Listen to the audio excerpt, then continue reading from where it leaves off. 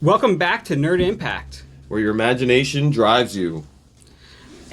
So last weekend was DC Fandome, which was basically like I want to say Comic-Con, but it talked more about other media such as movies and a little bit as far as the TV series. They did have The Flash in there. I think that was the only one they talked about.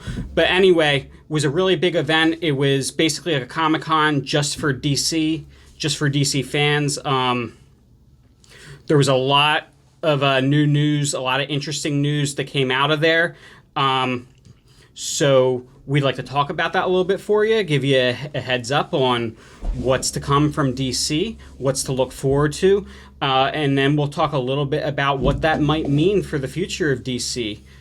One of the things that got me most excited was I always loved I've always loved DC and Marvel, but what I love most about DC is that they've always leaned a lot more heavily into the idea of a multiverse than Marvel did. DC loved the idea of being able to have disconnected stories in different worlds that don't need to affect one another per se, but can come together when we want to see these bigger stories and want to see certain characters interact. First came to us, ironically, in Flash of Two Earths, a Flash series that saw Barry Allen and Jay Garrick meet for the first time, even though they were from alternate universes. Jay Garrick was from a universe that only existed in Barry Allen's universe as a comic book. Coincidentally, where this seems to be coming most into play is going to be the new Flash movie, which I believe they're still saying is going to be Flashpoint, right? Yeah.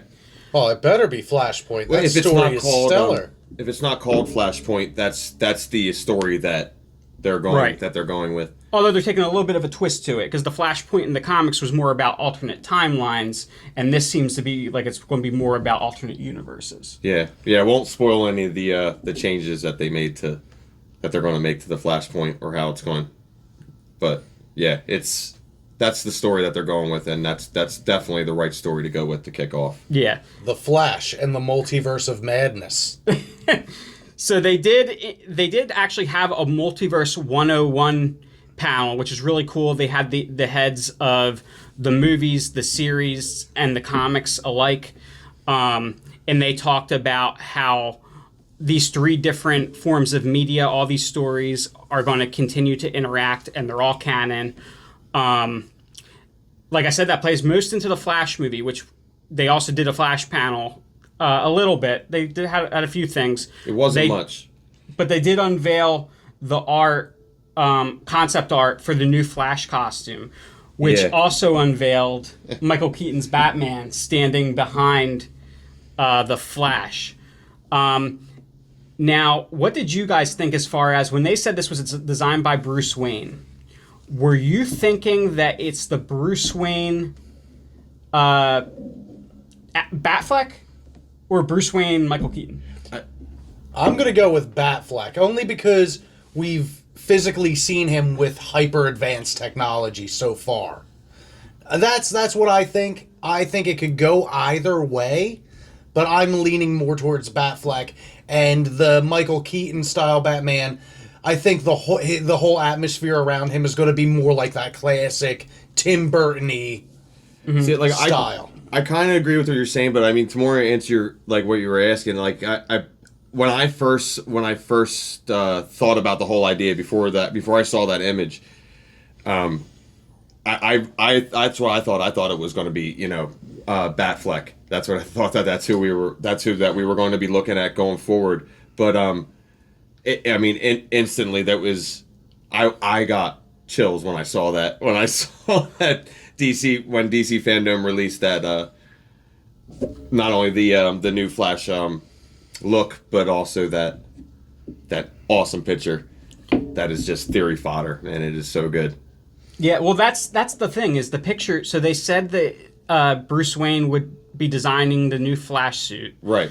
And then they showed a picture. But what Bruce Wayne? But they showed the picture they showed of the new Flash suit didn't have Batfleck.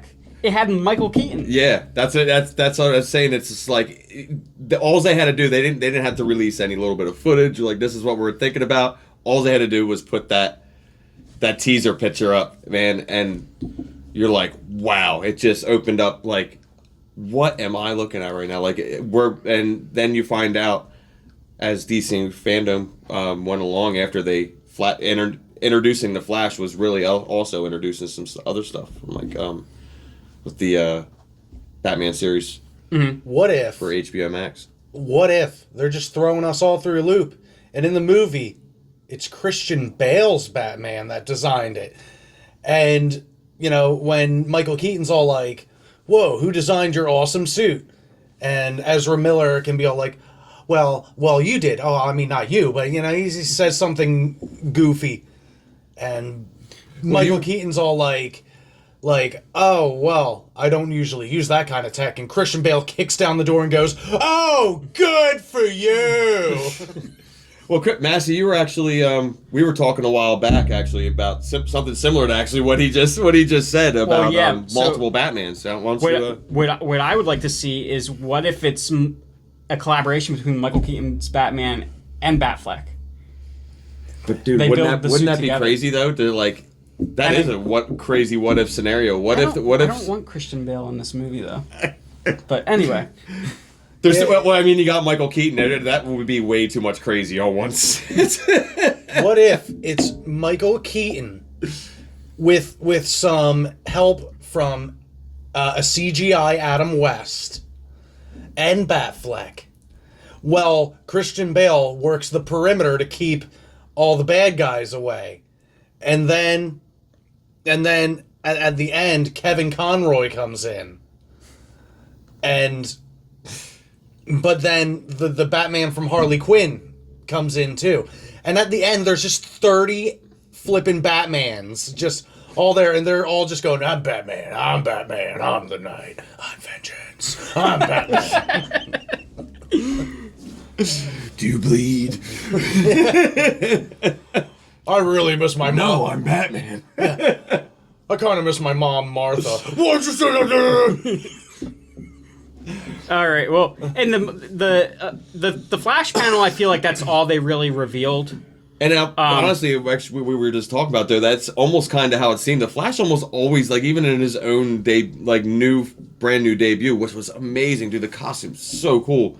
But like he almost got overshadowed by all the Batman curiosity behind the new stuff that was released.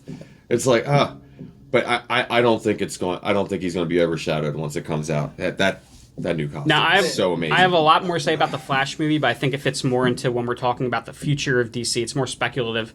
Okay. But with the multiverse piece, one announcement that they made, but I thought was really cool, was a fan did ask, does this mean you'll be doing Elseworld movies? And they simply responded, yes. And what if lovely? And it was like I did get to watch that part of Fandome too, and it was like a hush on the crowd, like when that you could hear all the brains turning over, like just thinking of some of their favorite Elseworld stories, and that would be amazing. That's a series like I would anticipate in any form, whether it's on the DC platform or HBO or in theaters. Man, that would be amazing to see. That would be amazing stuff. What's a theater? Well, they believe it or not, some of these buildings that they called theaters, they've recently opened some of them back up. Can you believe that? Wow. Yeah. I mean, legends told of a building with a giant TV in it that like a lot of people could just sit in. Yeah, and actually, you actually have to go back to the counter now and ask for drinks and popcorn. Like what? Like a human. You can't just go to the kitchen and pour yourself. There's not those things. You have to talk to a human. Ugh. It's crazy stuff. So, Wonder Woman. We got to see a little bit more of that, and what was really cool is Linda Carter actually popped up during the panel. Yeah, she did. With her braces across. It was a tremendous show. Gal Gadot and Patty Jenkins both went crazy. Yeah, she didn't know whether they were acting and actually knew she was going to be there or not. We'll never know. Nice. But yeah, no, that was really cool, and some of the stuff, especially, I'm looking forward to getting to see more Cheetah. Yeah, I think I'm hyped probably about that, probably more than Well, that and the Kingdom Come. What's her name from? They got him. Saturday Night Live. Kristen Wiig. Kristen Wiig. Yeah. Yeah. Oh man. Really? Yeah. Yeah, she's Cheetah. Huh. She looks really good too. Huh. Well, Believe it or not, unfortunately, that was for the most part though. That was most the general reaction from most people. yes. Very, very cool. Well, very cool villain to bring to the screen. Well, I'm glad they got Kristen Wiig playing her and not, just because like that's not someone you think of at first to play a character like that. And I do like when they bring in actors and actresses kind of from outside of their preferred genre, because oftentimes we end up pretty pleasantly surprised by the performances.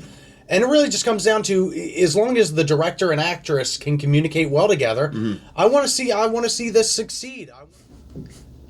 Anyway, so then another villain we get is we're actually going to see Maxwell Lord as portrayed by Pedro Pascal.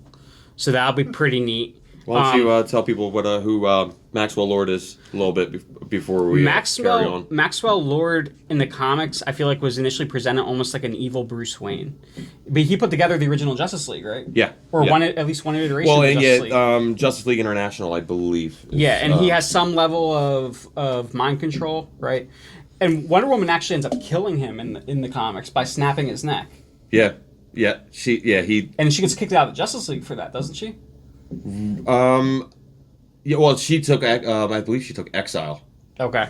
I think she took exile because they were going to. That was the thing of like removing her from the Justice League because of it, and I'm pretty sure that she was already like when they went to go and bring her forth to the name escapes me, but their big meeting table, which is awesome in any portrayal of it. The Super Friends. Yeah, dude. Yeah, seriously, yeah, pretty much, yeah. But like, yeah, they went to like have bring her to council, and that was if she was already not there, and she was gone for a while. So what? She went into exile because she killed this guy? Well, it wasn't about the killing of him. It was what it was represented. She didn't want to tarnish the JLA's. What they stood for. Yeah. Well, I don't think that would be an issue in this current DCEU. No one in that team has any qualms with murder. Well, the time in comics in DC, right. A lot of their especially bigger like the supervillains like Lex Luthor and like Maxwell Lord was actually partners with Lex Luthor, I think too. There was a period of time where they were in association. That's a whole other thing, but like. They were never like a lot of supervillains. Maxwell Lord being one of them wasn't like in the general scope of the people's eyes. Like he kept that part hidden. You know what I mean? Gotcha. Like Yeah. So it would have tarnished how the Justice League, how they would be perceived by the public exactly. Upon seemingly killing. Like just a businessman, a philanthropist, right. If you would. Which makes it a real interesting time and everything that's going on in the world right now. That's going to be a really interesting public perception versus truth. And the way they, I'm not going to get too much into it, but the way they designed Maxwell Lord. You have to tell me more. I didn't get to see it. That was take a look at him and see what major politician he looks like. I got you. I'll have to take a look at that. Senator Bernie Sanders. Not quite. We'll have a post-credit scene of my reaction to the viewing of Maxwell Lord's representation. Does Maxwell Lord walk into a business meeting and go, "Let me tell you about our business"? Hey, you know what though? Speaking of portrayals and new looks to characters. I was excited when you told me this morning. I didn't really see much of that either. It was something that I missed a little bit on the DC Fandome thing. Tell us about the Kingdom Come. Oh yes. So one thing that was really neat was towards the end of the trailer. If you can spoil a trailer. I was going to say, I'm pretty sure anyone watching this has seen the title. Towards the end of the trailer, you do see Wonder Woman in what appears to be the Kingdom Come armor. Which, for those of you who don't know, is like mystical, like Themysciran armor that goes along with the, I guess what they call the God-killing sword, which turns out really not to be the case in the first movie. But in the comics, it goes with that sword, and the sword can actually cut Superman. Yeah. But she's got these really cool golden wings, this cool gold eagle-styled helmet, and it looks really cool in the trailer. Oh, that's the King. Oh, okay. Because when I saw the Wonder Woman 1984 trailer, Isn't it amazing, dude? it looks really good. After I got over the sensory overload of every possible color being shoved at me in that trailer, I'm sitting there. I'm like, Hey, well, you know what? Like DC, Cool bless armor, their hearts, man. blah. You know, they deprived us of color and any joy for years and years and years of theatrical releases. So now they're gonna like. Yeah, that is true. They're gonna come back on with the rope-a-dope, man, and really just. Yeah, just. You want to be drowned in a rainbow? We'll drown you in a rainbow. Absolutely. Thank God. I don't know. I liked a lot of the cast, but in a lot of those movies, I'm like, this movie is miserable. That was I get it. Like, they were trying to do something different, and it didn't quite take off. That's why they're taking it to the 80s. Yeah. Can't get more color than the 80s. You really can't. That and all of our parents are nostalgic for it. Hey, you know, and I mean everybody. That's the way. Like it only seems. I know growing up, every decade had its way of coming back around, but the '80s has not left for 20 years. It really hasn't. The '80s has been somehow subculturally popular since 2000. We could make 17 videos on just the importance of the '80s.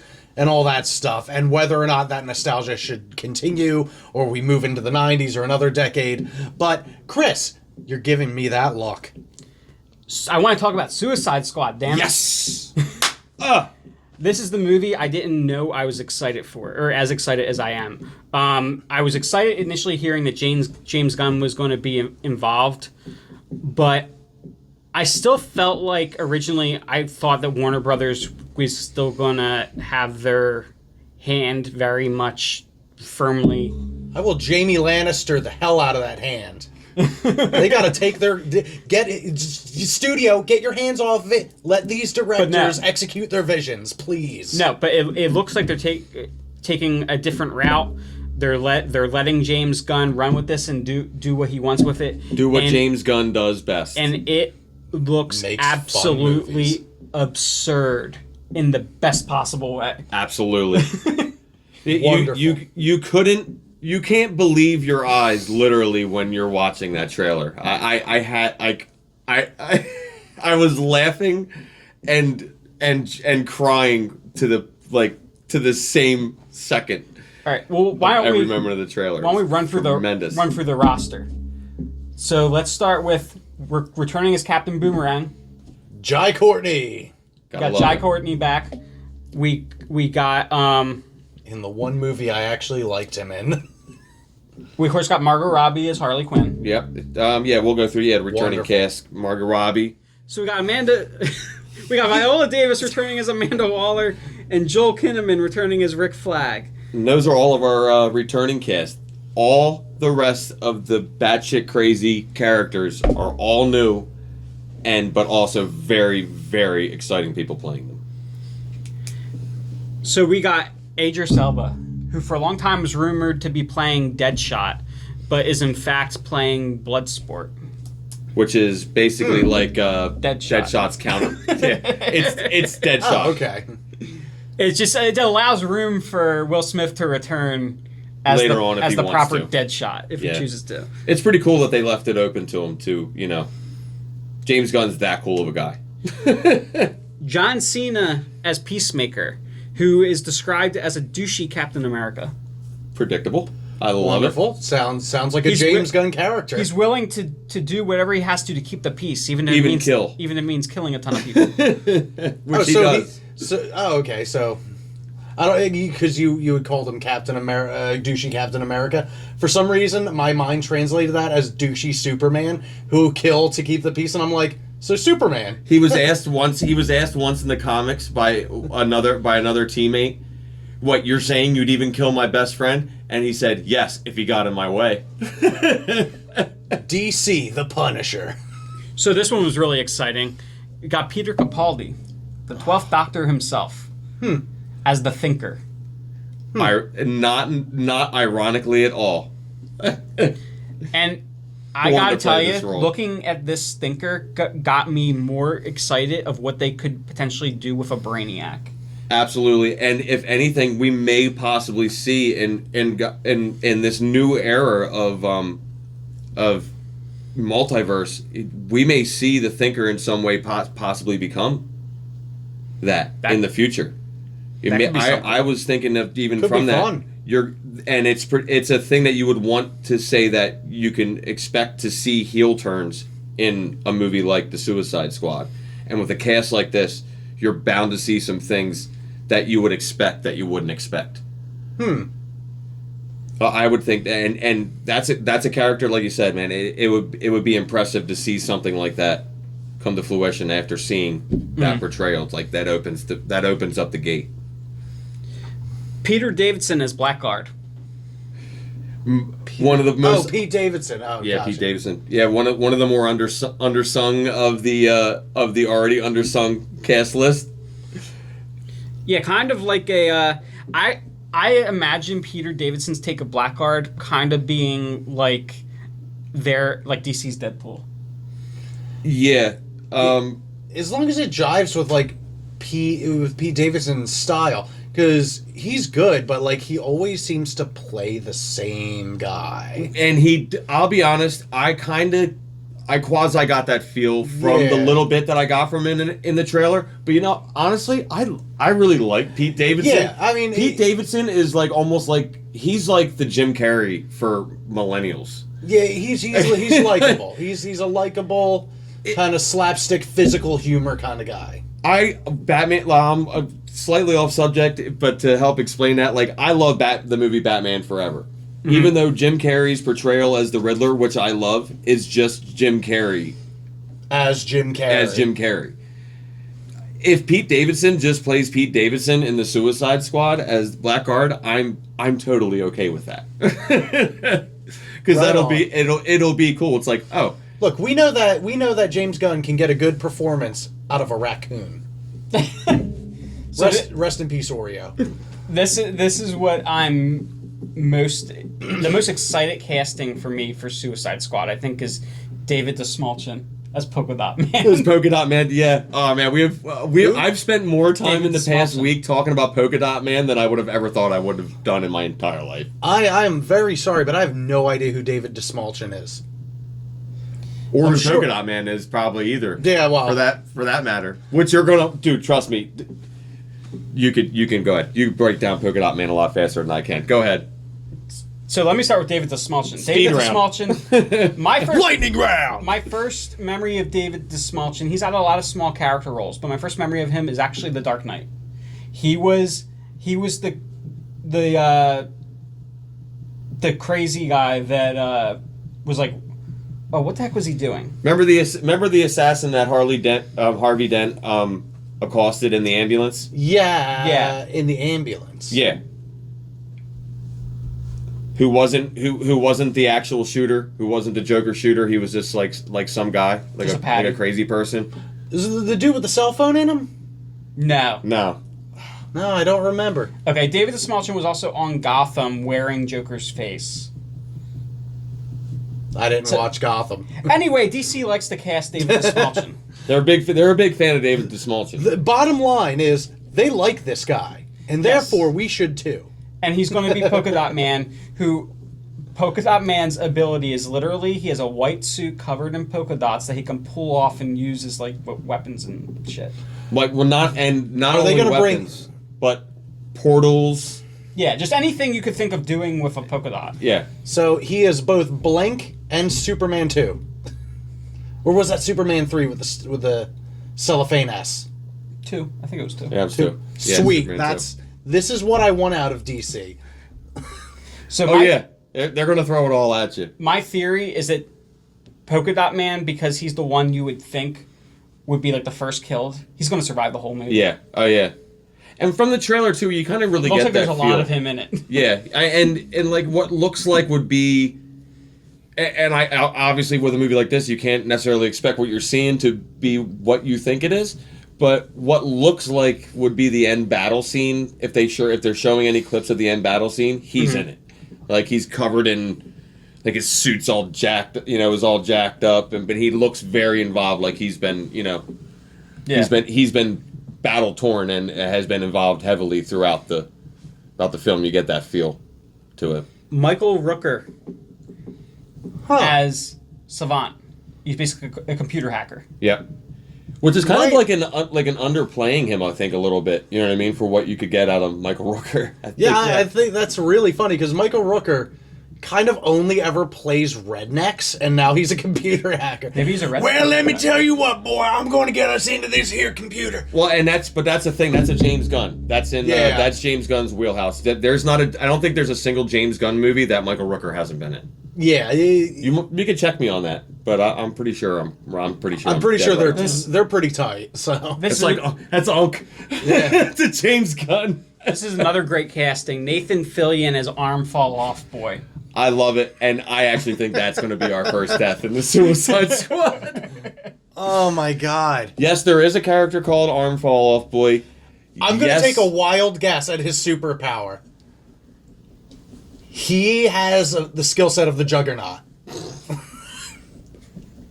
And definitely not his arms can fall off at will. You may be surprised to find out that his superpower is that his arm can fall off. What? Yes. Be amazed. Warner Brothers blazing new trails here. No, I'm actually excited for this sounds like it's going to be a really stupid, fun superhero. It's going to be so fun, and that's all. That's all what I want. It made the little kid inside of Jacob. Okay, so Daniela Melchior, I'm probably really butchering that, but specifically, they're being very specific that she's Ratcatcher 2, which makes me wonder if at some point we're going to see Ratcatcher 1 die a horrible death. Either that or Ratcatcher 1 ends up being some big, like, 'cause Ratcatcher 2 is such like a quiet, like, very, very subdued, like, there's not much to go off of Ratcatcher 2 as far as she's somewhat new in the DC universe, but like that'd be really cool to see a character like Ratcatcher 2 to have like a conflict of like heart, like have that internal struggle. Yeah. And like, like an identity crisis. You know what I mean? Like, who am I? And going back to like just the idea of James Gunn, a character with a name that weird and stupid is going to be like the heart and soul of the movie. Yeah. Everyone is going to leave being like, no. Hashtag Ratcatcher 2. Yeah, well, but no, I think the heart and soul of the movie is going to be Arm Fall Off Boy? No, he's going to tell you. No, it's not going to be Polka Dot Man. It's going to be King Shark.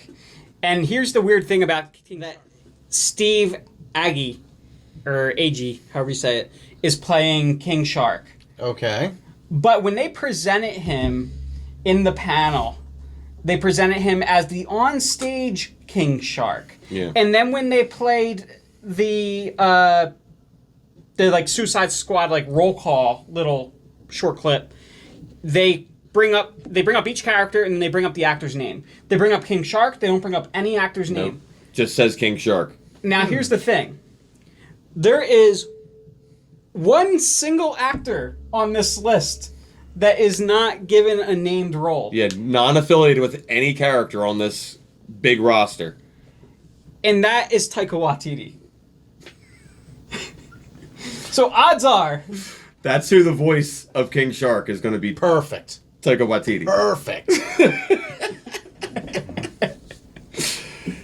But imagine Korg as the voice of King Shark. Is going to be... That's pretty priceless. I think it's going to be a combo effort between King Shark and a little bit smaller of a character, I think. Massi. Who might that be? So we are getting... You're in the movie? Oh, thanks. Kind of. Weasel. He's not calling you a weasel. There's actually a weasel in this movie. And I'm also calling you a weasel. But no, we're getting Sean Gunn. Sean Gunn is going from being the Marvel Universe's anthropomorphic raccoon to being the DC Universe's anthropomorphic weasel. Right on. And I just think that's absolutely brilliant. And he looks gnarly in that He trailer. really does. It is the most disgusting, rabid, just like feces and bug infested looking critter you've ever seen. It's just awful looking. I mean, that's but he's so adorable at the same time. What if this whole movie just turns out to be like the subtle middle finger to Disney Marvel for having fired James Gunn in the past, and he's really just taking the ideas that he set up for Guardians of the Galaxy and just applying just like a layer of grime to them to be like, see, this is what your movies are, Disney. In which case, I would actually probably love this movie more. We got two. So we got two members of the Suicide Squad left. We got Flula Borg, who I'm really not familiar with, as Javelin, who I'm also not familiar with. Yeah, I beats me. Probably going to be a character to die pretty early. What is the Suicide Squad Endgame? How many people are in this? 18.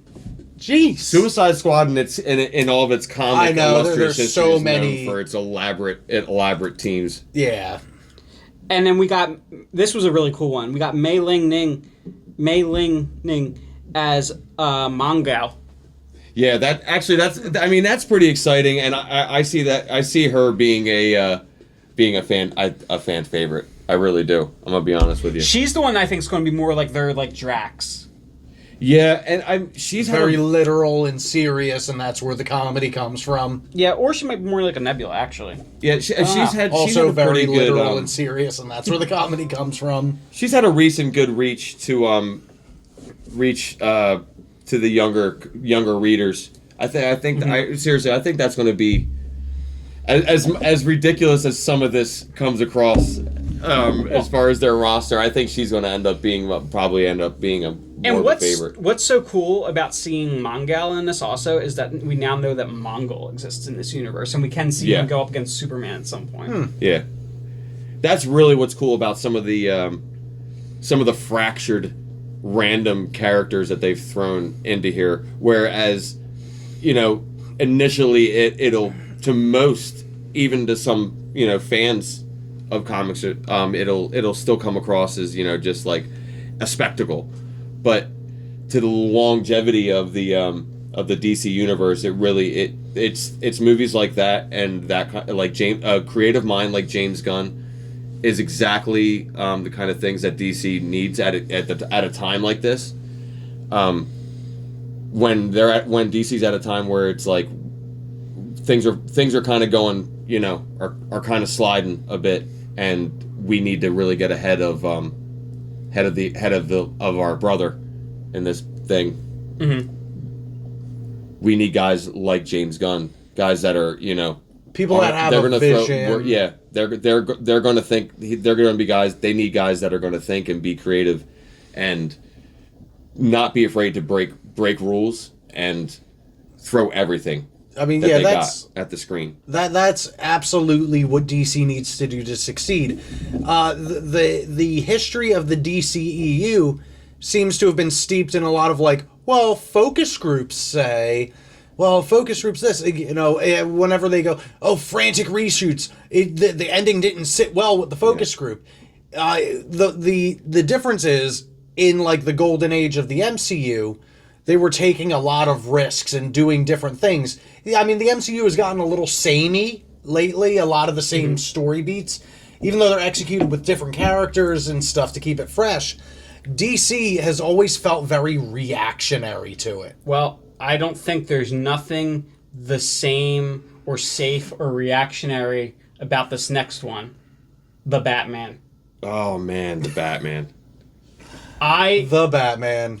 The second I heard Paul Dano narrating as the Riddler, oh man, if they're going to do this is the Riddler that I always hoped they would do. When they were doing the Dark Knight trilogy, I actually had this idea in my head of a paramilitary Riddler with Johnny Depp. Yeah. And that's kind of what I feel like we're getting here. His face isn't duct tape. I initially thought that was duct tape. It's not. I saw a lot of bandages. No, it's not bandages. It's military gear. I'll have to show you exactly what it is. Well, it's similar to how to a gas mask. Like a gas mask, yeah. But And he then- had, and but then- he has bandages like around different part. Like there is so, I am so excited for this Riddler character, guys. I really am. It fits such a. It's gonna generate so much energy and so from fans from so many different walks of life. Your horror fans are gonna go nuts when they see that. When And they see what, this what I character. thought It's was amazing. it was kind of like cast. It feels to me kind of like having Jigsaw as the Riddler, like. Or even it like little like bit. it like something like that, or like it's something like from like the mind of like Rob Zombie, like that. Like it really does. Like it has like this like Todd McFarlane, like Rob, like that kind of. I mean, just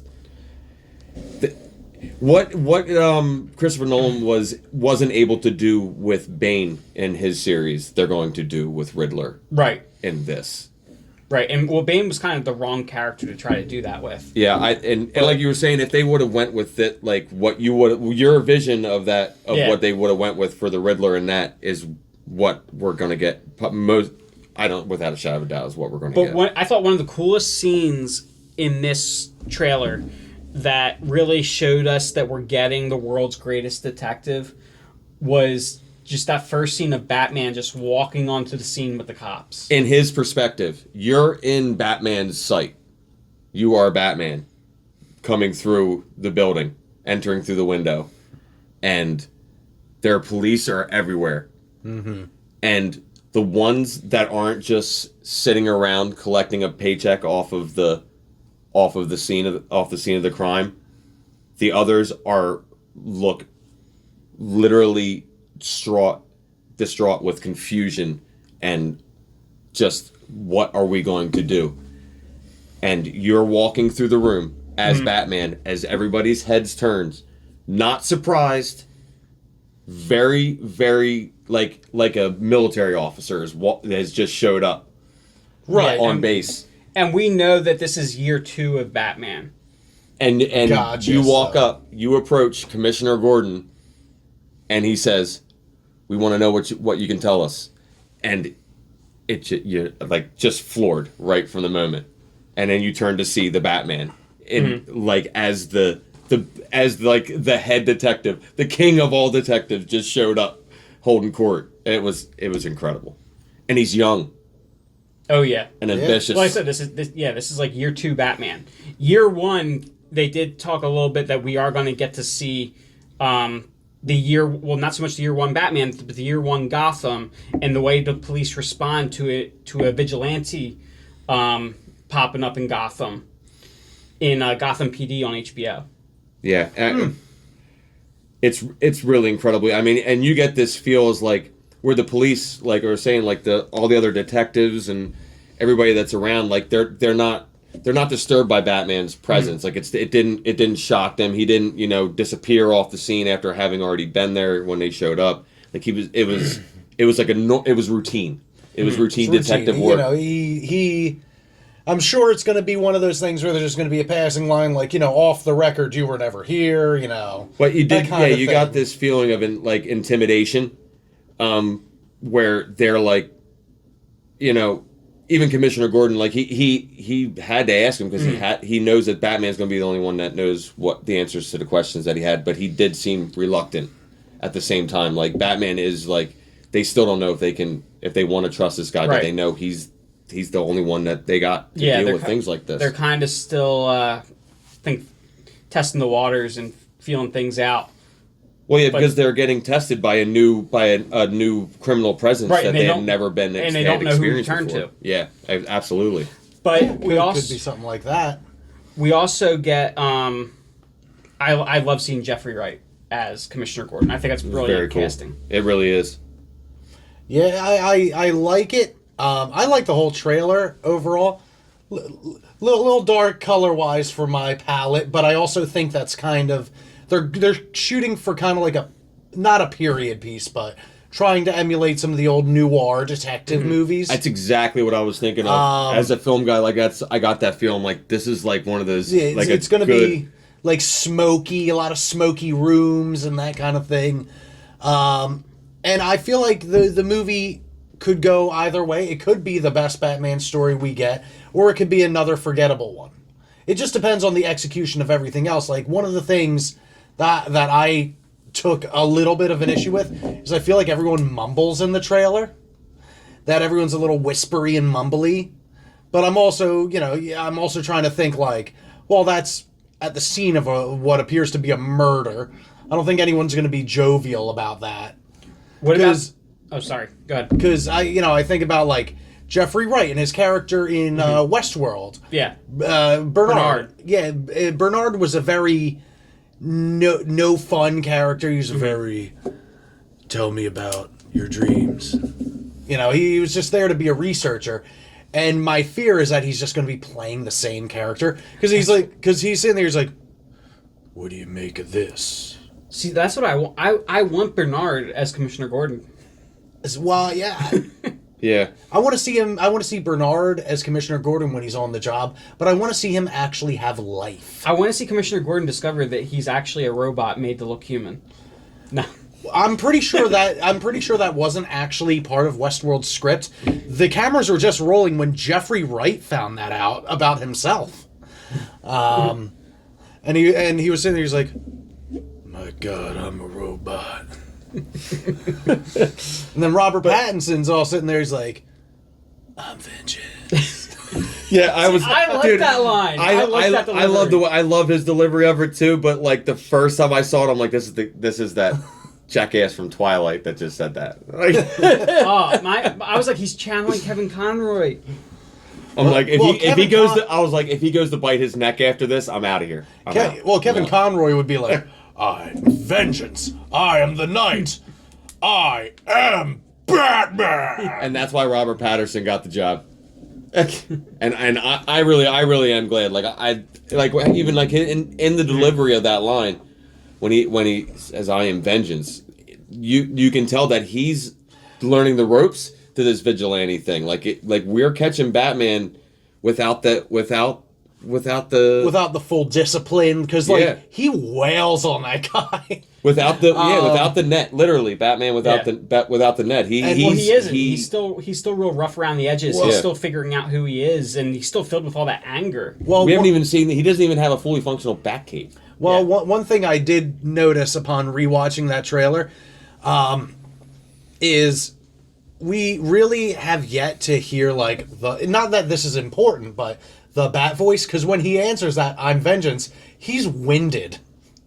He looks like he's kind of gasping a little bit after wailing on some dude. I took that to be the Batman voice. Oh no, we hear it at the very end of the trailer too, though. Yeah, do we? Yeah. Oh, I must have missed that. He's having a conversation with Paul Dano as they're voicing over him taking off the cowl in the cave. Yeah, I kind of remember. That's kind of the thing. If you look back, if you go back to '89 Batman, if you look at Michael Keaton as Batman, he didn't have that many lines wearing the cowl.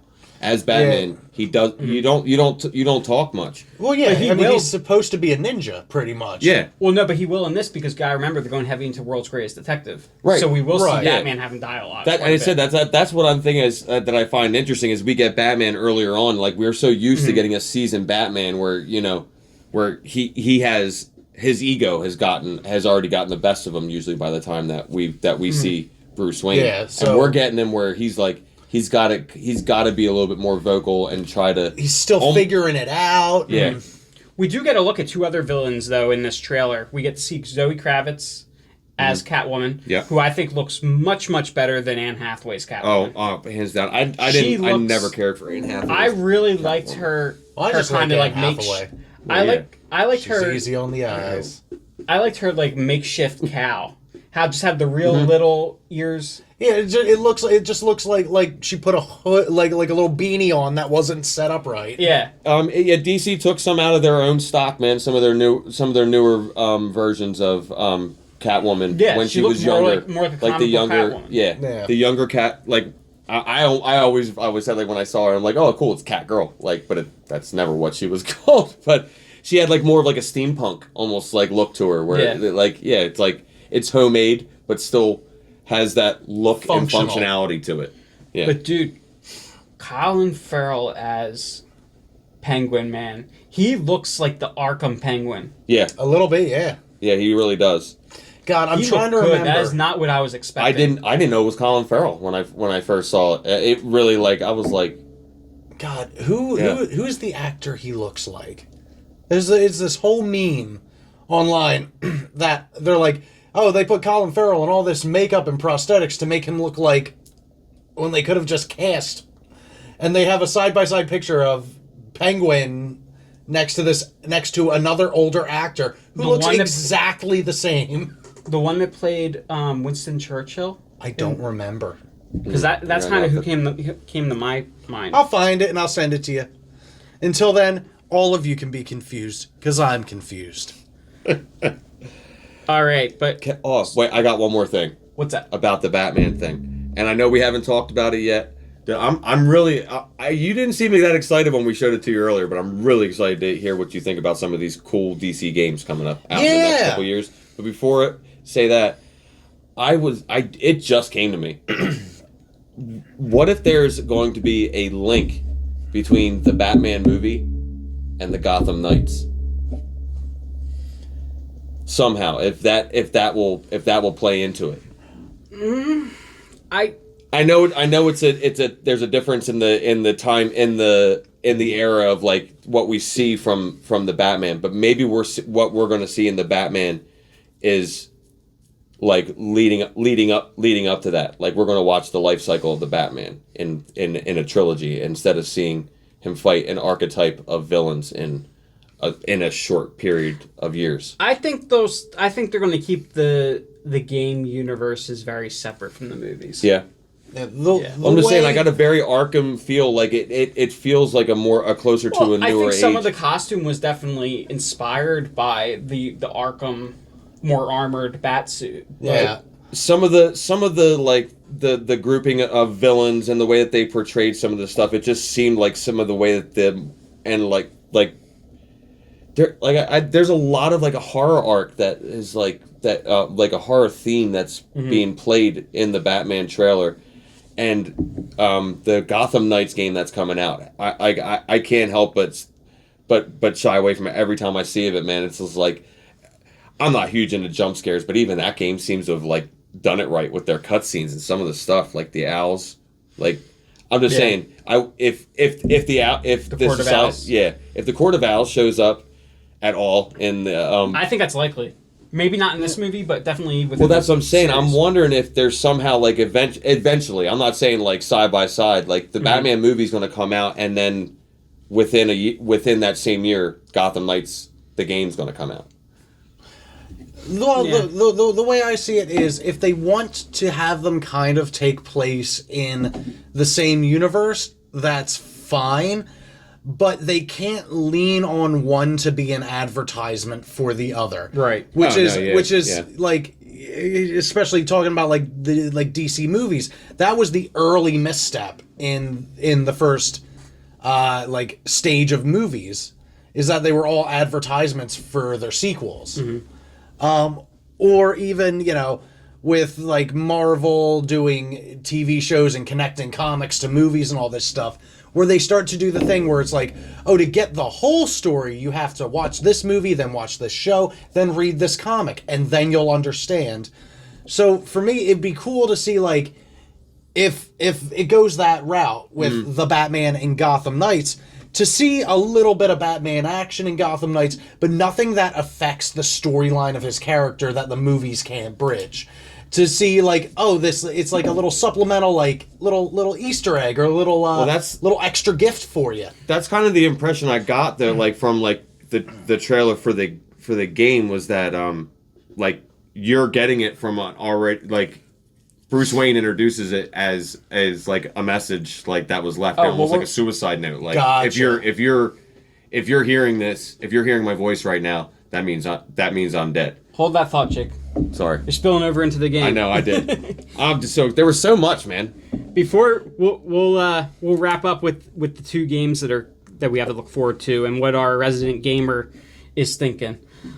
But before we get to that, I need to talk Black Adam. Okay. This has been rumored for the entirety of my life that Dwayne "The Rock" Johnson was going to play Black Adam. Maybe not that long, but for a very long time, for many years, they've been talking about Dwayne "The Rock" Johnson wanting to play Black Adam. and now we finally know that it will be a reality. They were talking about it for a while, and then after Shazam, there was some silence, and everybody was thinking, well, is this still going to happen? It's going to happen. And who better to take the information from other than The Rock himself? Yes, so the Rock, the coolest thing. The Rock narrated a very stylized animatic, which I'm guessing they did because it's all they could really do during COVID. Yeah. But it was amazing. So we get The Rock setting up Black Adam as an anti-hero supposedly in this movie, but he does hint a little bit that we might see him in all three sides, as a hero, as an anti-hero, and as a villain. We know that what's interesting is that he will be facing off in this movie against actual heroes. The JSA will be present. We're going to see Atom Smasher, who I'm not going to say everybody knows, but anybody that's a big fan of Black Adam knows that Atom Smasher is like Black Adam's best friend. Yeah. And then, is also very cool. They have very, very cool in his name. Yes. He's I think the grandson of the original Adam, right? Yeah. Yeah. So we get him.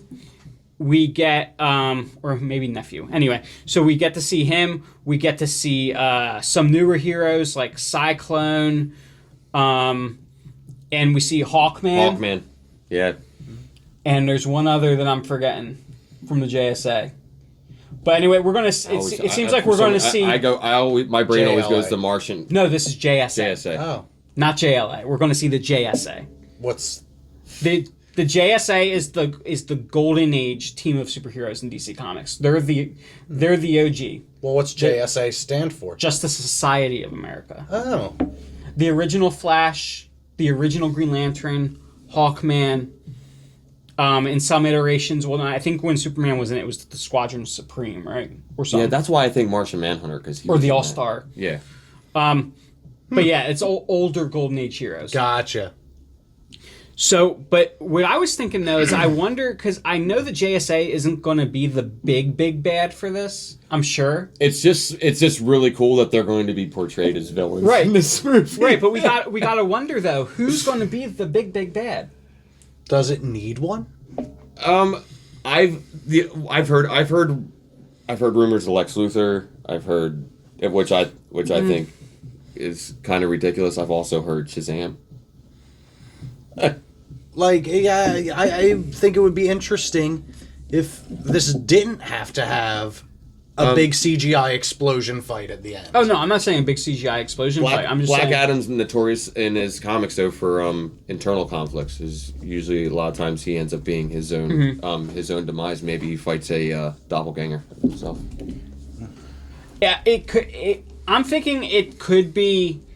It's probably safe to assume that by the end of this movie, he's going to become a member of the JSA. Yeah, just as he does in the comics.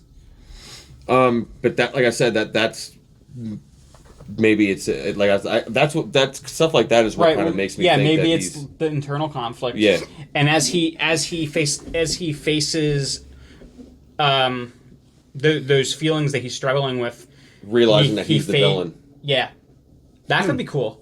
I think it would really be cool if he's like his own villain. Yeah, and it takes like his own, because I might be mistaken. Correct me if I'm wrong, but he goes back home. After in the comics, after he realizes that nobody wants him around. Maybe nobody likes you, Adam. But where he comes from, though, they're all the reason why he is the way he is because they're all like that where he comes from. Mm-hmm. It's like almost like all like a planet like gladiatorial. Was it Kondak? Is that how you pronounce it? Yeah, I think so. That's how it is. But like I'm saying, maybe his kind are the big bad. Like after he decides like, no, I have to deal with who I have to face the things that I've done and become who I'm supposed to be. The Black Adam for good. So for those who are more familiar with Marvel than with DC, you can think of Black Adam kind of as your, well, I guess you could compare him either to both Namor or Doctor Doom. Yeah. So apart from all the movie news that we got at DC Fandom, we also got some news concerning a few video games. they're doing yet another Batman game. This time, apparently, for the most part, without Batman. Yes. In Gotham Knights. Yes, I have to say I like the idea of a Batman game where Batman's absent.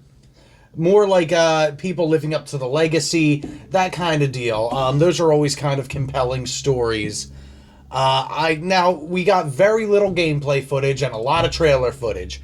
So first, as far as presentation goes, it looks really good. It looks really good. I know, Jake, you had mentioned earlier that the trailer had kind of like a horror element to it with like jump scares and things like that. Yeah, kind of like almost like a little bit of a throwback. I'm not a big gamer, well, as I'm sure will become very apparent. But it had almost like a Resident Evil kind of like silent, especially the ending vibe to it. The ending with the Court of Owls and showing the tombs of all the Talons with the real eerie, echoey child narration behind it. The very end of it though is like that's that big thing. I'm like, oh, that's really, really cool just to see that twist on the arc. And from like the game series, it's taking place in the Arkham series, right? I don't know. Actually, we won't talk about it yet, but the other game is the one I heard. It was actually part of the Arkham series. Okay. Gotcha. Interestingly. So with this game, at least what I'm assuming and hoping for was much like Insomniac's Spider-Man kind of took the framework and presentation style of the Batman Arkham games and improved on them. I'm hoping to see that happen with this game. Another improvement on that formula. Because we're seeing in this trailer, we're seeing people using like zip lines. We're seeing people scaling tall buildings. If you don't get to really explore Gotham City like that, I feel like it would be a huge misstep. I think it would be insane to assume that they wouldn't be, because all their Batman games ever since Arkham Asylum has been open world. Open world to a fault, but open world to a point where it's been pretty stellar. But I think the best feature that they're going to be adding with this game is the 4-player co-op. Yes. And the choices that you have for the 4-player co-op. I mean, it's really cool. Getting to play as the entire Bat family. I mean, that's just it's just great. Even though I'm not a gamer, just seeing the fact that Red Hood is a playable character in this, like that piqued my interest a lot. Right. It seems like each character you would have to choose from is going to have their own distinct style. It's not going to be like playing as 4 different Batman. You have Robin, who I think you could actually play as in one of the other Arkham games, right? Like Arkham Origins or something? I think it's the third one. Actually, the Arkham Origins. No, I actually think there's DLC for Arkham City where you can play as Robin too. Okay. But anyway, that would basically probably be like playing as a smaller, more petite, more acrobatic. Acrobatic. Maybe more similar to Spider-Man, to playing like Spider-Man. Gotcha. More speed and precision-based gaming.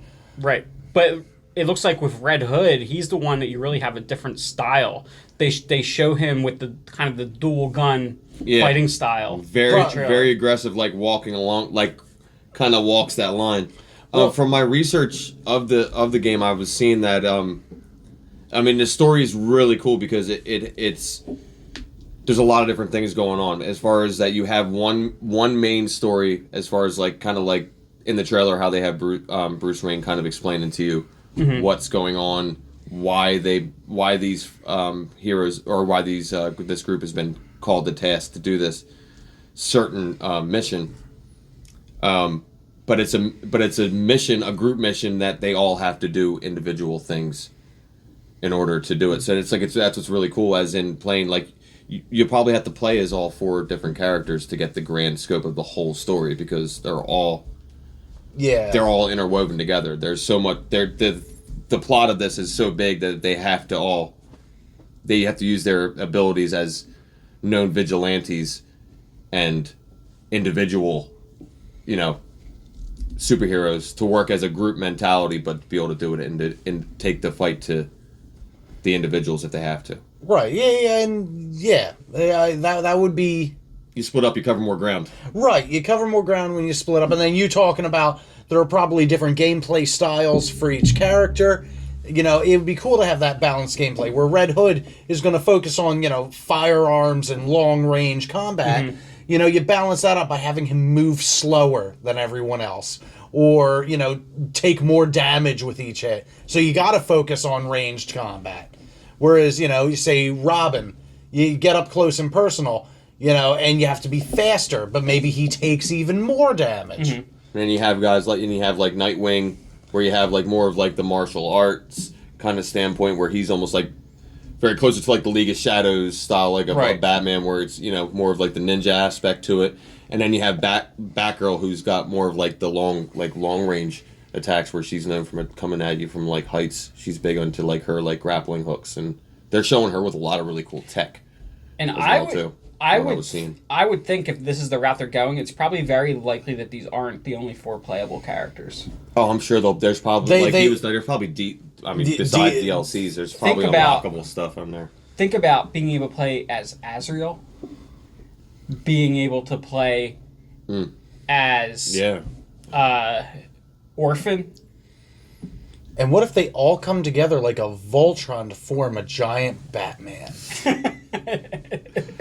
Well, that'd be another cool thing. I mean, like you see some of the we're gonna get to see some of the tech that Bruce Wayne came up with. There's a lot of cool from the footage that they show you in the trailer. There's a lot of cool stuff that actually takes place inside the Batcave.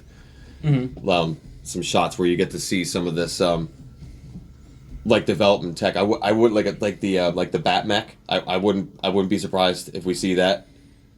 Oh hell yeah! The one that show up, like the Gordon used while he was Batman. Yeah, like I mean, like that. It wouldn't like in that kind of like that wouldn't surprise me seeing some stuff like that, because he's given them, like he even says it, like I've given you everything, all the tools, and all the information that I had at my hands and that I could use. Know that I couldn't do it with this alone, but you hopefully as a group we'll be able to do this. Oh, what if they did like that? You could unlock different gear for each character, like kind of like in Injustice.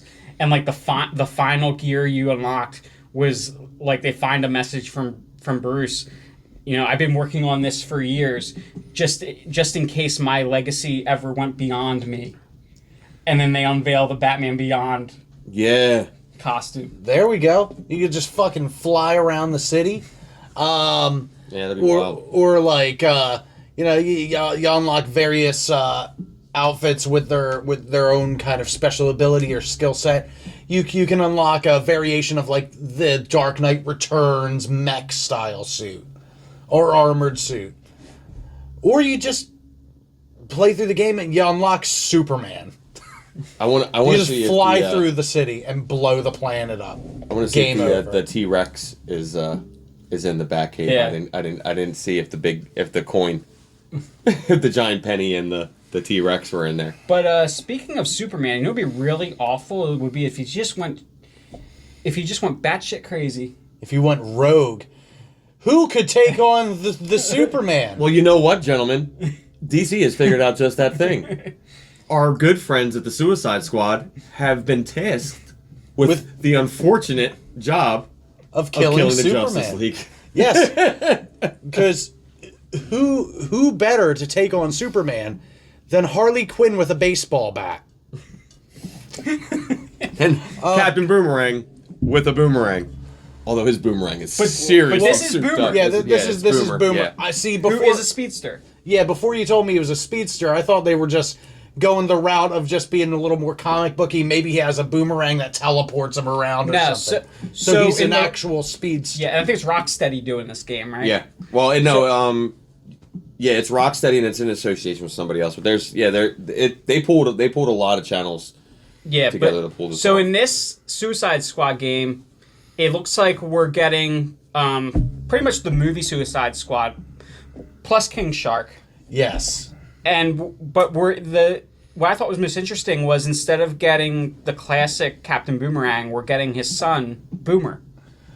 You know, I'm gonna go right on a limb right now. With as far as gameplay is probably gonna go, a lot of those, pretty much all of those characters have some kind of super ability or grappling ability. So just gameplay wise, they just want him to be able to keep up with any other player. So they're like, make him a speedster. He can teleport to places. Like, literally, they could have just gone with Captain Boomerang, and then you'd just be stuck on the sidewalk. Excuse me, I'm talking. But no, I like the idea of everyone kind of having a superpower-esque, minus Harley Quinn, who doesn't have any powers, other than she's really lucky. She is like a Dark Domino, kind of, in the DC universe in a way. A little bit. But yeah, no, the trailer looks like a lot of fun. It's got a lot of banter that I enjoy. And weirdly enough, I actually felt like Harley Quinn herself was like the least funny character out of them. I love King Shark. Yeah. King Shark's gonna be fun in that game. Well, yeah, the King Shark, they gave him like the Drax the Destroyer treatment. He's very literal, and it's like, oh, Superman saved that helicopter pilot. The great and powerful Superman. Well, and and his gear, at least from what you see in the footage too, man, is serious, dude. That cannon, that cannon he's got on him. They're gonna make him the heavy hitter character. They're gonna make him the Hulk character as far as gameplay goes.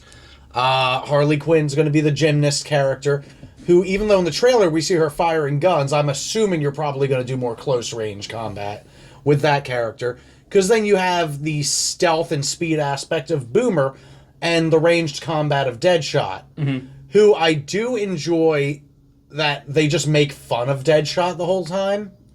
He never misses. Yeah, he's like, as you know, I never miss. And everyone's like, oh yeah, we know. You don't shut up about how you never miss.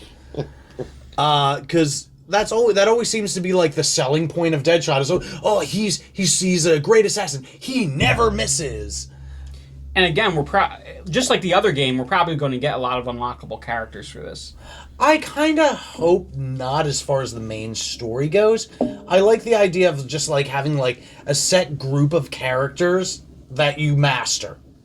And I like the idea of like side missions or open world quests where you take on the role of like, say like, oh, there's an optional mission where you can get, whatever reward, but you have to clear out the sewers, and you go down there, and then Killer Croc shows up, and he's like, "Hey, I'm here to help, and this is my territory. You guys don't know how to navigate this.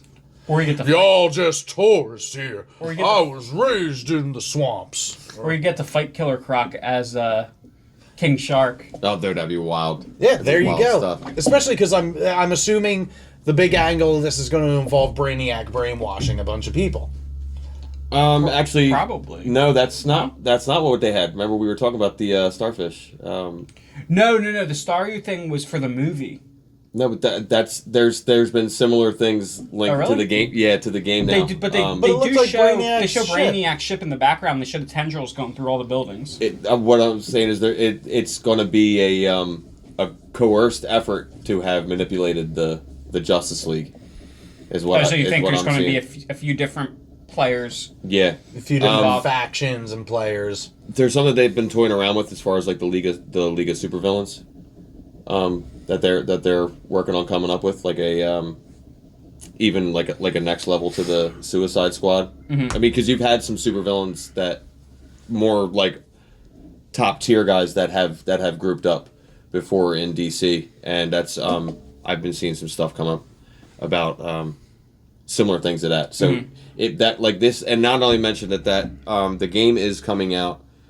Like, the game doesn't come out till 2021, and that's also, it's going to be right around the movie, and the game are going to come out around the same time. I am going to make a prediction that will probably not be true, but I'm going to go with it.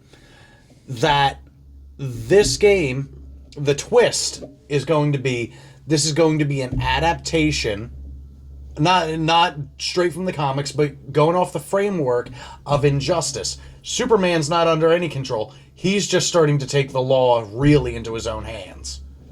It could be that. There's been some awesome comic runs where like Superman's like literally gotten sick, and when Kryptonians get sick, it's like it could be apocalyptic here. Like if he gets a fever, you don't want to deal with it. You got to deal with like somebody like on the level, my head hurts. Like somebody on the level of Swamp Thing has to deal with it. You know what I mean? Like you couldn't. Gotcha. You know what I mean? Like it's serious stuff. So yeah, I mean it could, if it's something on that level where it's like some like if it is viral that they have, that could really, really lead to some intense gameplay. When you mentioned about other characters, that was something that I'd thought about too. Just with the group that's putting this game out, and some of the ways that they've been able to change the way that video games like are being played, as far as like what you're able to do, where you're able to go, expanding upon what would normally be like a very small universe, and giving it depth and like a more better immersion to it. With this coming out around the same time as the movie's coming out, I wouldn't be surprised if there are like DLCs or other characters that are unlockable. I wouldn't be surprised if they're ones from the newer Suicide Squad movie. That way they can kind of or like reskin characters. I want to play his arm fall off boy. A cool thing that my son had brought up was that wouldn't it be cool if they have a feature that you can create your own Suicide Squad? I'm like, wow, that is a really cool idea. Create your own Suicide Squad or Suicide Squad member?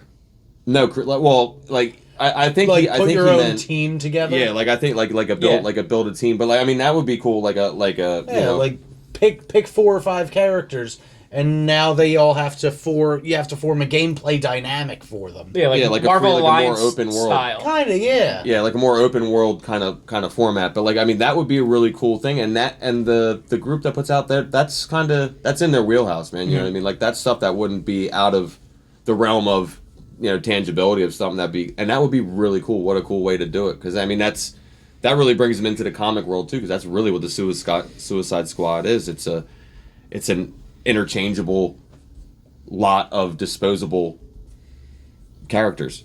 So it's pretty cool. What if the game? I was going.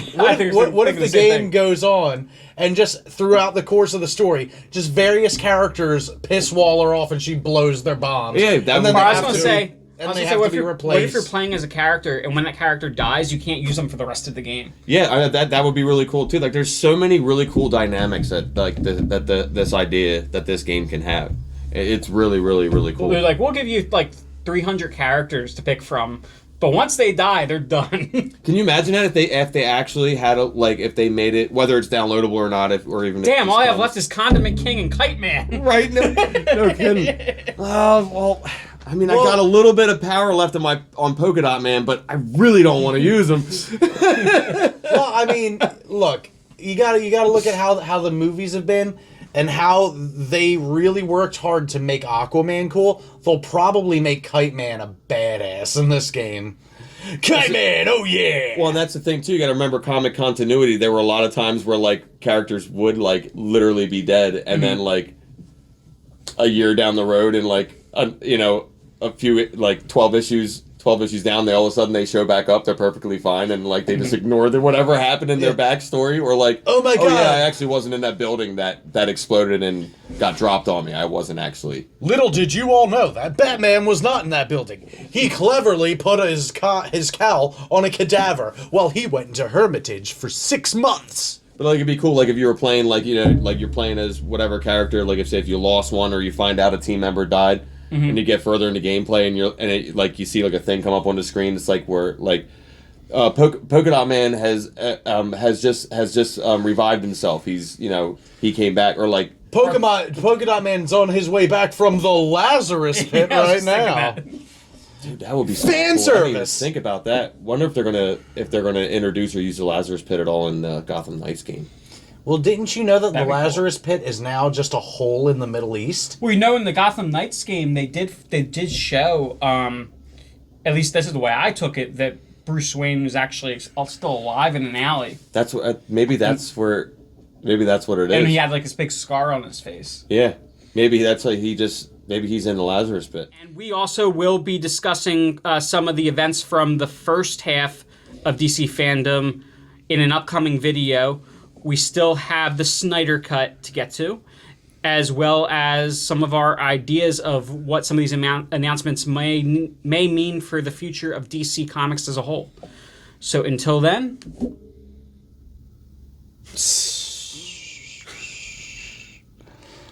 Dude! Until next time. Stay nerdy, baby.